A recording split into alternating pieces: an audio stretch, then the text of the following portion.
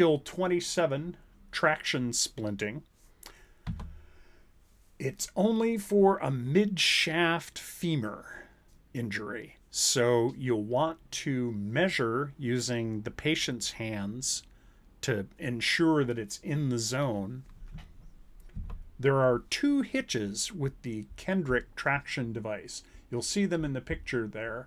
The one that says boot hitch is the one we use on the hill most often because we're splinting people in boots. The device below it with the blue strap going off down to the left is the ankle hitch, which is simpler to apply, but it doesn't work for anybody with a big ski boot on. It's important to note that unless you put the patient on a longboard, you're not really splinting them. And since this is a potentially life-threatening injury, you need that extra rigidity. The Kendrick Traction Device provides traction, but not enough immobilization to keep the patient safe. It's important to note that that yellow strap attached to the pole is special. It goes on first, over the knee, before you start trying to take any traction. Otherwise, you might break the whole splint. And the other weird thing about the yellow strap is that that's the only thing in OEC that we ever put right onto the knee. And there are essentially 4 CPIs, critical performance indicators, for this skill. One is manual stabilization, which it is for almost every splint.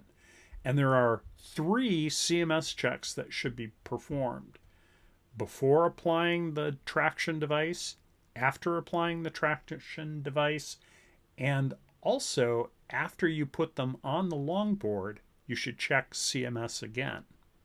So here's what it all looks like. We start out with a circulation motion sensation check, making sure we've got a baseline before we start. Measurement is done to ensure it's mid-shaft with something the size of the patient's hands. If it's within the span from one hand up from the knee to one hand down from the hip, in there, then it's a candidate for a KTD. Cypher gets out the boot hitch and the hip strap and gets those ready. Dave takes manual stabilization while Cypher works the strap under the leg and works it up to where she can clip it. And of course you might have to seesaw it back and forth without jarring the leg to get that to happen. Here's what it looks like when it's done with the receptacles on the outside, and it should be tight. Next, Cypher gets out the tent pole and unlimbers it. They're shock corded, so you just have to flip them open. And then picks up the boot hitch, gets that ready to go. Lay it out so the label faces up into the heel, the blue strap flaked out to the bottom with the red adjustment almost all the way to the buckle. Work the strap gently under the heel, again without disturbing the patient, and then up so you can get the clip on the red strap onto the ring that's right by the envelope, and then tighten the strap.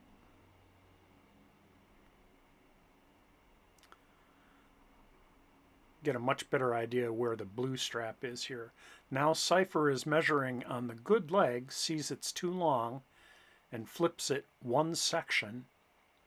Better to be a little bit too long than a little bit too short. If you can't fit in the helicopter, that's bad, but if you can't take traction, that's worse. The 2 tent pole ends, or one if it's at full length, go up into the receptacles. Notice here how this looks. The strap is tight, the 2 tent pole ends go into the receptacles. We're ready to put on the first strap. This is probably the only time in ski patrol history that something is supposed to go right across the knee.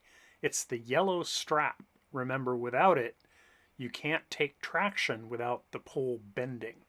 So that goes over the knee. And with that snugged up and adjusted, we can start putting on traction. So the blue strap, the little yellow bit on the end of it, goes over the end of the tent pole. You take the red tab, pull the loose slack out of it. Two hands, feed the blue strap through the buckle, and pull out the slack with the other hand. When you've got your traction applied, about 10 pounds or whatever gives patient comfort, it's time to complete the rest of your stoplight.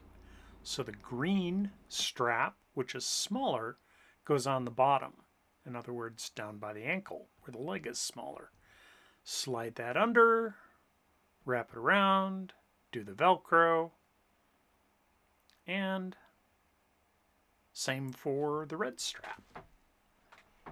This is going to take a little more doing because you have to get it under the leg and the wider part of the leg at that, as well as work around your helper who's stabilizing the leg for you.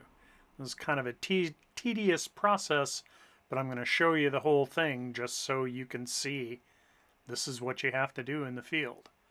But Cypher gets it under, gets it around Dave's arms, and gets the Velcro on. So now the Kendrick Traction Device is complete.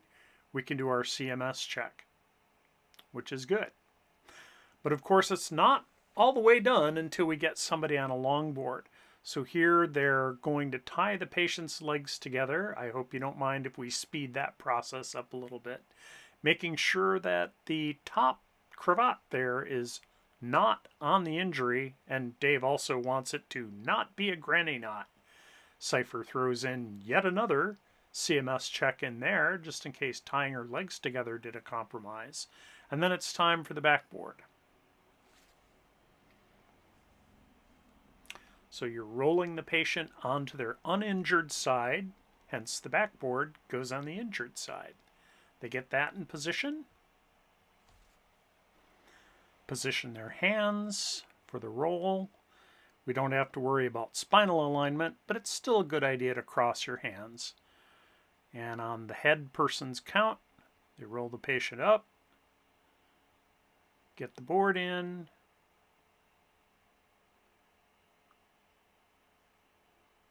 make sure everything's stable, tilt the board up